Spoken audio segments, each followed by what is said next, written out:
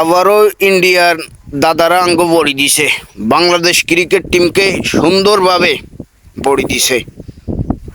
আগাছে কথা হইল ভাইয়া, বাংলাদেশ কিন্তু বলে বলে রান এতুন বেশি রান হয়ে গেলে করতেন হাইত না।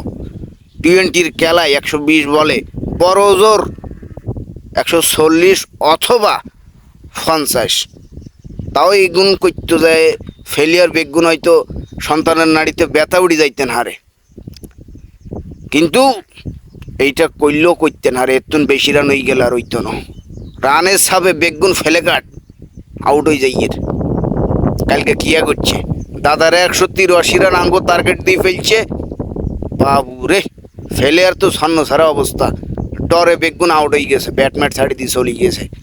আজ যাতে আমি খেলা দেখতে বসছি, দেখতেছি চাকিব এবং মাহমুদুল্লাহ ব্যাট করতেছে, আবারে 12-13 রান করি।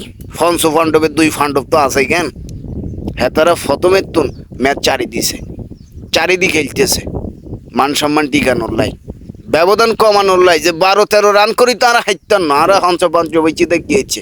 আঙ্গ ফরে তো আঙ্গ কনফিডেন্স নাই, এত রান কিয়া করিয়া করি গুমারা। হ্যাঁ তার সতারের বাচ্চা অন্যান্য যেসব দেশিয়ান ঢুকছে 7-8 উইকেট হরি গেল, ওভারে 15-20 করি করতেন হারে। হ্যাঁ করি ফেলানোর কনফিডেন্স দেয়, হাতাকো ব্যাটে সেই ঝলক।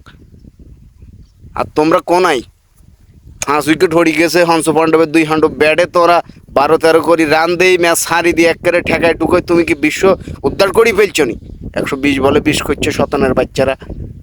টি-20 খেলতে যাই বলে বলে রান করে ফেলে আর এই গুণ।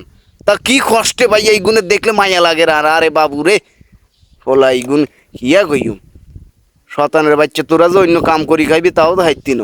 জীবনে খেলাটা শিখছস তা ভালো করে শিখতে আরস, এরমভাবে শিখছো সঙ্গে মান সম্মান চলি যাই। বলে বলে রান করেন টি-20 খেলতে যায় শতানের বাচ্চারা, কিয়া গইম তো আর কিছু হইতেন।